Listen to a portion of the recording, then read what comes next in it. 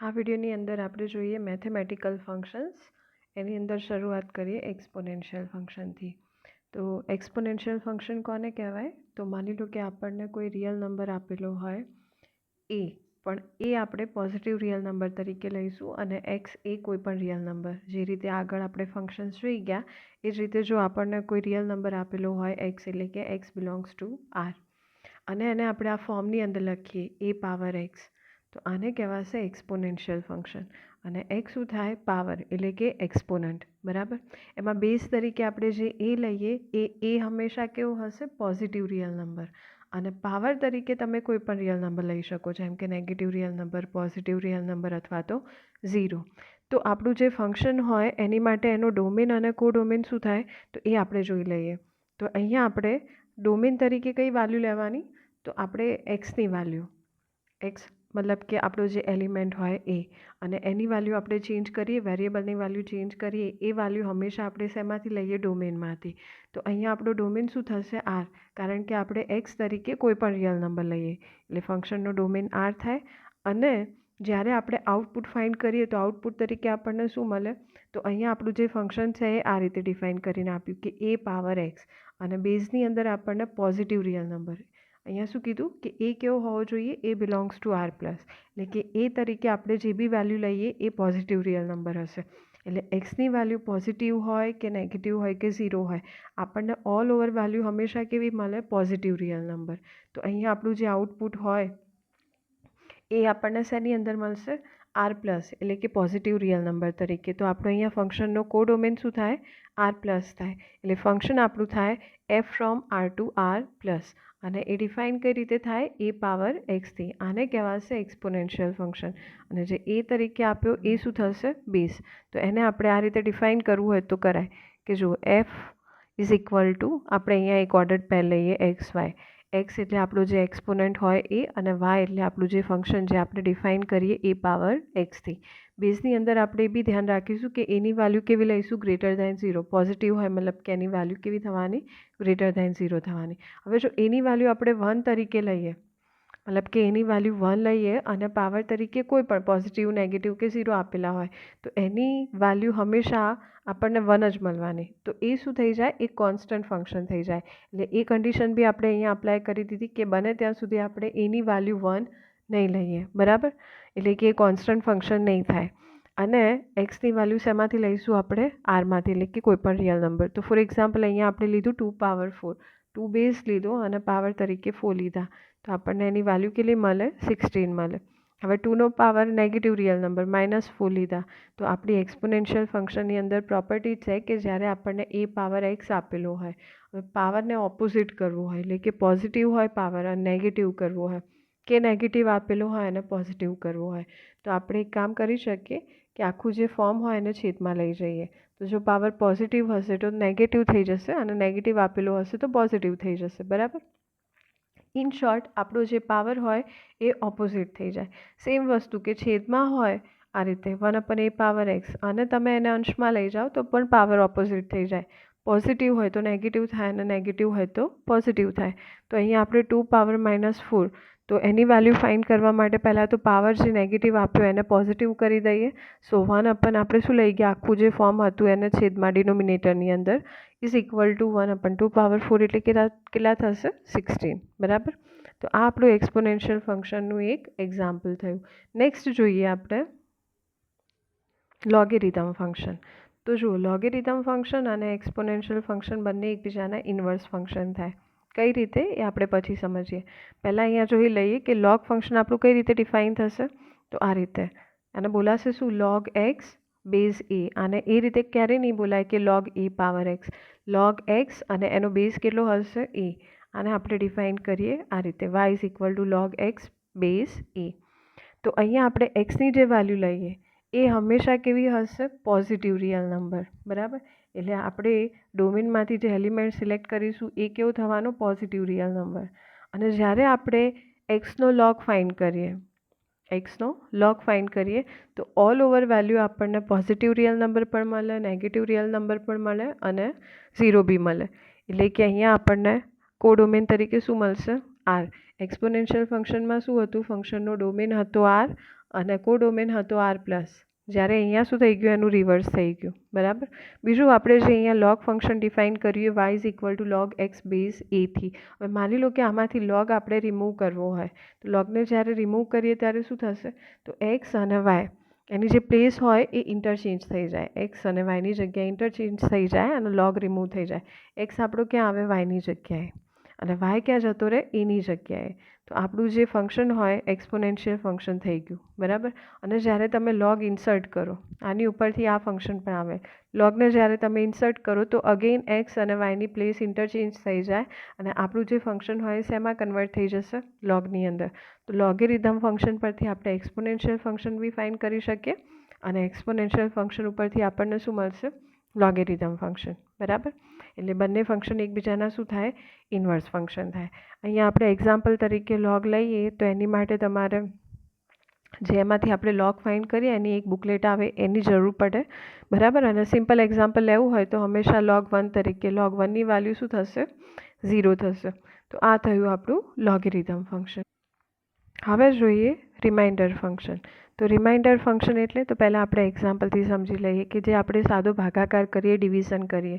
જેમ કે અહીંયા આપણે લઈએ, ચલો આપ્યું 25/4. આ રીતે તમને લખેલું હોય અને કીધું હોય કે વેલ્યુ ફાઇન્ડ કરું તો આપણે શું કરીશું, આ રીતે 25/4 લઈએ. 4નો કયો ભાગ ચાલશે, 4 6 are 24. કેટલા વધે, 1. તો આ જે 1 છે એને શું કહેવાશે, રિમાઇન્ડર. આ 1 હોય એને કહેવાય રિમાઇન્ડર. બરાબર. આ જે 25 આપ્યા એ આપણે અહીંયા કઈ રીતે લઈશું, કે તરીકે લઈશું, જેને કહેવાશે ડિવિડન્ડ. કેને શું કહેવાશે, ડિવિડન્ડ. બરાબર. આ જે 4 આપ્યા એને કહેવાય ડિવાઇઝર અને એને આપણે અહીંયા ડિનોટ કરીશું એમથી. 4 શું થશે આપણા, ડિવાઇઝર, 25 થશે ડિવિડન્ડ. બરાબર. આ 6 જેનો ભાગ ચલાવ્યો આપણે એને કહેવાશે ક્વોશન્ટ અને જે છેલ્લે આપણને મળ્યા એને કહેવાશે રિમાઇન્ડર. તો અહીંયા આપણે શું ફાઇન્ડ કરવાનું, રિમાઇન્ડર ફાઇન્ડ કરવાનું. તો આપણે જે ફોર્મ લખીએ કઈ રીતે લખાય, તો જુઓ અહીંયા આપણે લખવું હોય તો આ રીતે લખાય કે 25 ઇઝ ઇક્વલ ટુ, કઈ રીતે કર્યું આપણે, આ 6 અને 4નું મલ્ટિપ્લિકેશન થાય એટલે કે આપણો જે ડિવાઇઝર હોય એનું અને ક્વોશન્ટનું મલ્ટિપ્લિકેશન અને એમાં આપણે શું કરીએ, રિમાઇન્ડર એડ કરીએ. એટલે આને આપણે ડિફાઇન કરવું હોય તો આ ફોર્મેટમાં થાય. 25 એટલે આપણો ડિવિડન્ડ, 4 એટલે શું થશે, આપણો ડિવાઇઝર, ઇન્ટુ ક્વોશન્ટ માટે આપણે નોટેશન યુઝ કરીએ ક્યુ, અને 1 એટલે રિમાઇન્ડર આર. ઓકે. તો આ રીતે આપણું જે ફોર્મ હોય બને, કે is equal to M into Q plus R. અને જે આપણી રિમાઇન્ડર હોય એની વેલ્યુ હંમેશા શું હોય, કાં તો 0 હોય અથવા તો આ જે ડિવાઇઝર આપેલો હોય એના કરતાં નાની હોય. કારણ કે એના જેટલી અથવા તો એનાથી મોટી હોય તો આપણો ભાગ આગળ ચાલી જાય. એટલે આની વેલ્યુ હંમેશા કોની વચ્ચે મળે આપણને, 0 અને ડિવાઇઝર, જેને આપણે અહીંયા ડિનોટ કરીએ એમથી, એની વચ્ચે મળશે આપણને. હવે આપણે અહીંયા બે કેસ જોઈએ કે જ્યારે આપણને કે એટલે કે ડિવિડન્ડ તરીકે જો પોઝિટિવ વેલ્યુ આપેલી હોય, કેની વેલ્યુ શું હશે, આપણે ઝેડમાંથી લઈશું અને એમ તરીકે હંમેશા પોઝિટિવ ઇન્ટીઝર એટલે કે નેચરલ નંબર્સ લઈશું. તો કેની વેલ્યુ કાં તો પોઝિટિવ ઇન્ટીઝર હોય કાં તો નેગેટિવ ઇન્ટીઝર હોય. જો પોઝિટિવ ઇન્ટીઝર હોય તો આપણને રિમાઇન્ડર કઈ રીતે મળે, તો નોર્મલ જે આપણે ભાગાકાર કરીએ બસ એ જ રીતે કે અહીંયા તમને કીધું. હા, બીજું કે આપણે ડિનોટ કઈ રીતે કરીશું રિમાઇન્ડર ફંક્શનને, તો એ લખાશે કઈ રીતે, તો આ રીતે. આ મેં તમને કીધું હમણાં એક્ઝામ્પલ આપીને કે 25/4 આ ડિવિડન્ડ અને આ ડિવાઇઝર, આ કે અને આ શું થશે, એમ. તો આને લખવું હોય તો કઈ રીતે લખાય, તો કે પછી આપણે જે રિમાઇન્ડર ફાઇન્ડ કરવા માટે ભાગાકાર લઈએ ને એને મોડ્યુલો કહેવાય. કે મોડ્યુલો શોર્ટમાં લખવું હોય તો એકલું આ રીતે મોડ લખો તો બી ચાલે, કે મોડ્યુલો એમ, અને એના ઉપરથી આપણને શું મળે, રિમાઇન્ડર આર મળે. બરાબર. તો એ ડિનોટ કંઈક આ રીતે થાય. તો હવે આપણે જ્યારે કોઈ પોઝિટિવ ઇન્ટીઝરને ભાગીએ, આપણે ફર્સ્ટ કેસની અંદર શું કરીએ કે કે બિલોંગ્સ ટુ ઝેડ લીધા તો કેની વેલ્યુ જો પોઝિટિવ ઇન્ટીઝર હોય તો રિમાઇન્ડર કેટલી મળે અને નેગેટિવ ઇન્ટીઝર હોય તો રિમાઇન્ડર કેટલી મળે. બંને અલગ અલગ કેસથી આપણે એને રિપ્રેઝન્ટ કરીએ. તો પહેલાં આપણે કેસ લઈએ કે જેમાં કેની વેલ્યુ કેવી હશે, પોઝિટિવ ઇન્ટીઝર. તો એ આપણો જે નોર્મલ ડિવિઝન હોય, કેની વેલ્યુ અહીંયા આપણી પોઝિટિવ આપી. બરાબર. તો રિમાઇન્ડર કઈ રીતે મળે, તો જે નોર્મલ ભાગાકાર લઈએ કે 25 મોડ્યુલો 7. અહીંયા આપણને કીધું 25 મોડ્યુલો 7 એટલે આ રીતે 25/7. કઈ રીતે ભાગ ચાલશે, 7 3s are 21, રિમાઇન્ડર કેટલી મળી, 4. તો આ થઈ ગઈ આપણી normal remainder R is equal to 4, આપણો આન્સર થઈ ગયો.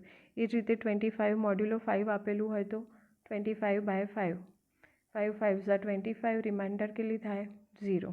તો રિમાઇન્ડર 0 મળી ગઈ. પણ સેકન્ડ કેસની અંદર કે જ્યારે આપણને કેની વેલ્યુ નેગેટિવ ઇન્ટીજર આપેલી હોય એટલે કે k belongs to Z minus હોય તો આપણે જે ભાગાકાર ફાઇન્ડ કરીએ એમાં રિમાઇન્ડર કઈ રીતે મળે તો એની અંદર થોડુંક ચેન્જ કરવું પડે આપણે. તો ચેન્જ શું કરવું પડે એ આપણે જોઈએ અહીંયા. તો જુઓ, જ્યારે આપણને કેની વેલ્યુ નેગેટિવ ઇન્ટીજર આપેલી હોય તો સૌથી પહેલાં આપણે એને પોઝિટિવ લઈને સાદો જે ભાગાકાર હોય એ ભાગાકાર ફાઇન્ડ કરીશું. જેમ કે અહીંયા આપણને આપ્યું એ પ્રમાણે કે -26 મોડ્યુલો 7. તો હવે આની અંદર રિમાઇન્ડર ફાઇન્ડ કરવા માટે પહેલાં તો 26/7 લઈ લઈએ જે નોર્મલ ભાગાકાર થતો હોય. આ જે નેગેટિવ ઇન્ટીજર વેલ્યુ આપી કેની એને આપણે પહેલાં પોઝિટિવ કરી દઈએ, બરાબર. અને સાદો ભાગાકાર હોય એ પ્રમાણે કરીએ તો શું થશે 7 3 ઝા 21, 7 4 ઝા 28. તો અહીંયા શું આવશે 21 5. પણ આ જે 5 મળ્યા ને એ આપણી રિમાઇન્ડર આર નહીં થાય. શું થશે રિમાઇન્ડર આર તરીકે? તો આની અંદર થોડો ટ્વિસ્ટ આવશે કે એ જે આપણે આર ફાઇન્ડ કરીએ ને એમાં આ ફોર્મ્યુલા અપ્લાય કરવાની. અને આ ક્યારે અપ્લાય કરીશું કે જ્યારે આર તરીકે આપણને રિમાઇન્ડર જે મળતી હોય એ નોટ ઇક્વલ ટુ 0 હોય. રિમાઇન્ડર તરીકે જે બી વેલ્યુ અહીંયા મળે નોટ ઇક્વલ ટુ 0 હોય ત્યારે આપણે આર ફાઇન્ડ કરવા માટે આ ફોર્મ્યુલા અપ્લાય કરવાની. અને જો અહીંયા રિમાઇન્ડર 0 મળી જતી હોય, રિમાઇન્ડર શું મળતી હોય આપણને 0, તો એ કન્ડિશનની અંદર આપણે આર ડેશ પણ 0 જ લઈશું. આટલું તમારે યાદ રાખવાનું. તો હવે આપણે આનો ભાગાકાર કરીએ તો શું થશે? શું લીધું હતું આપણે 20 - 26 મોડ્યુલો 7, બરાબર. તો આપણે 26ને ભાગ્યા 7થી તો 7 3 ઝા 21, રિમાઇન્ડર મળી 5. પણ આપણી ફોર્મ્યુલા શું હતી કે આર ઇઝ ઇક્વલ ટુ શું થશે તો m માઇનસ આર ડેશ. આ જે 5 મળ્યા ને એને આપણે આર ડેશથી ડિનોટ કરીએ. તો આર એટલે શું થાય એમ એટલે ડિવાઇઝર. ડિવાઇઝરની વેલ્યુ કેટલી 7. 7 માઇનસ 5. તો રિમાઇન્ડર કેટલી થાય આપણી 3. આપણી રિમાઇન્ડર કેટલી મળે આપણને 3 મળશે. જુઓ અહીંયા ક્યાં ભૂલ થઈ? હા, 7 માઇનસ 5 3 નહીં પણ કેટલા થશે 2 થશે. ઓકે, એટલે આપણી રિમાઇન્ડર કેટલી થાય 2 થાય, બરાબર. બીજું એક્ઝામ્પલ લઈએ જે અહીંયા આપણને આપ્યું કે -371 મોડ્યુલો 8. ચલો એ બી જોઈ લઈએ આપણે. -371 મોડ્યુલો 8 મોડ્યુલો 8. તો આમાં પણ એ જ રીતે કે જે નેગેટિવ ઇન્ટીજર આપે ને પહેલાં એને પોઝિટિવ કરીને આપણે અહીંયા ભાગાકાર કરીએ 8. તો 8 4 ઝા 32. કેટલા વધશે 5. 5થી ભાગ નહીં ચાલે. ફરીથી લઈએ 1 અહીંયા આપણે નીચે લીધો. હવે 8 6 ઝા 48. કેટલા વધે 3, બરાબર. હવે અહીંયા 0 સિવાયની વેલ્યુ મળી તો આને આપણે ડિનોટ કરીએ આર ડેશથી. આર ફાઇન્ડ કરવા માટે શું લઈશું m માઇનસ આર ડેશ. એમની વેલ્યુ કેટલી ડિવાઇઝર 8 માઇનસ 3. તો આપણી જે રિમાઇન્ડર હતી એ કેટલી થશે 5. જોઈ લો તમે અહીંયા. પણ જ્યારે આપણને કંઈક આ ટાઈપનું આપેલું હોય કે -9 મોડ્યુલો 3, બરાબર. તો હવે આ કન્ડિશનમાં પહેલાં તો આ -9 જે આપે એને આપણે +9 કરીને પછી ભાગાકાર કરીએ તો 3 3 ઝા 9. રિમાઇન્ડર કેટલી થાય 0. જ્યારે બી તમને રિમાઇન્ડર 0 મળે તો આ રિમાઇન્ડરને આપણે આર તરીકે જ કન્સિડર કરવાની અને આર ડેશ નહીં લઈએ. શું લઈશું આર તરીકે. એટલે આ આપણી શું થશે રિમાઇન્ડર 0. 0 આવે ત્યારે આર ડેશ અને આર બંને ઇક્વલ કહેવાય. પણ 0 સિવાયની કોઈ વેલ્યુ હોય ત્યારે આપણે શું કરીશું કે આ વાળી ફોર્મ્યુલા યુઝ કરીશું આર ફાઇન્ડ કરવા માટે કે R is equal to m minus R dash, બરાબર. હવે આપણે નેક્સ્ટ જોઈએ function recursive function. Recursive function કોને કહેવાય? The function calling itself. એટલે કે જે ફંક્શન પોતાને વારે વારે કોલ કરતું હોય એને કહેવાશે રિકર્સિવ ફંક્શન. તો અહીંયા આપણે એનું એક્ઝામ્પલ જોઈએ. એક્ઝામ્પલની અંદર આપણને કીધું કે n ઇઝ પોઝિટિવ ઇન્ટીજર. અહીંયા આપણને એક પોઝિટિવ ઇન્ટીજર n આપ્યો અને એનું ફંક્શન એની ઉપર ફંક્શન ડિફાઇન કરીને આપ્યું q ઓફ n થી. અહીંયા આપણને કીધું q ઓફ nની વેલ્યુ 1 થાય ક્યારે કે જ્યારે n 0 હોય ત્યારે. અને જો nની value greater than or equal to 1 હોય તો ફંક્શન કઈ રીતે ડિફાઇન થશે q of floor of n/2. Floor અને સીલિંગ ફંક્શન આગળ આપણે જોઈ ગયા પાર્ટ 1માં. જો ના જોયું હોય તો ચેક કરી લેવાનું, બરાબર. તો q of floor of n/2 +2થી ડિફાઇન થાય. અને અહીંયા આપણને ફાઇન્ડ કરવાનું કીધું q ઓફ 25. ઓકે, તો આપણે ફાઇન્ડ કરીએ q ઓફ 25. તો અહીંયા સૌથી પહેલાં આપણે લખી દીધા q ઓફ 25. હવે અહીંયા આપણને બે કેસ આપ્યા. અહીંયા આપણે જો આ રીતે લખી દઈએ કે q of n is equal to શું કીધું આપણને કે q of n is equal to 1 જ્યારે એનની વેલ્યુ 0 હોય ત્યારે ફંક્શન આપણું ડિફાઇન થાય 1થી, પણ જો એનની value greater than or equal to 1 હોય તો આપણું જે ફંક્શન છે એ કઈ રીતે ડિફાઇન થશે? Q of floor of n by 2 plus 2થી. એટલે યાદ રાખવાનું ને આપણે અહીંયા ફાઇન્ડ કરવાના ક્યુ ઓફ 25. તો હવે આ ફાઇન્ડ કરવા માટે સૌથી પહેલાં 25ને કમ્પેર કરવાના કોની સાથે? જે ઓરિજિનલ ફંક્શન આપ્યું એમાં એનની સાથે. એનની વેલ્યુ 25. 25 કેવા થાય? Greater than 1. 25 ગ્રેટર દેન 1 હોય તો આપણે આ ફંક્શન અપ્લાય કરીશું, મતલબ કે ફંક્શન કોલ થાય આપણું. તો q of floor of 25 by 2 plus 2. 25 by 2 એટલે કેટલા થશે? 12.5. અને 12.5ની ફ્લોર વેલ્યુ આપણે જોઈ ગયા કે 12.5 કઈ બે ઇન્ટીજર વેલ્યુની વચ્ચે મળે? 12 અને 13. એની લેફ્ટ સાઈડની જે ઇન્ટીજર વેલ્યુ હોય એ એની ફ્લોર વેલ્યુ થાય. તો અહીંયા આપણું 25 બાય 2ની ફ્લોર વેલ્યુ કેટલી મળે? 12. તો ક્યુ ઓફ 12 પ્લસ 2. ફરીથી આપણને ફંક્શન મળ્યું ક્યુ ઓફ 12. હવે આને અગેન આપણે કોની સાથે કમ્પેર કરીએ? આપેલા ફંક્શન સાથે. તો એનની વેલ્યુ હવે કેટલી થાય? 12 થાય. એ પણ શું થશે? Greater than 1. તો સેમ ફંક્શન કોલ થશે આપણું કયું?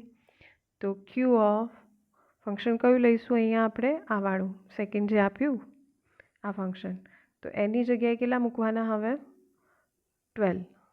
12 બાય 2 બરાબર. બાકી બધું એઝ ઇટ ઇઝ. આ આખું ફંક્શન એમને એમ લખાશે. Q of floor of 12 by 2 plus 2. આ 2 આપણે લીધા એ અહીંથી લીધા આના, અને હવે આ 2ને અહીંયા આપણે નીચે ઉતારીએ. બરાબર. તો આ રીતે ફંક્શન મળે આપણને. હવે 12 બાય 2 એટલે કેટલા થાય? 6.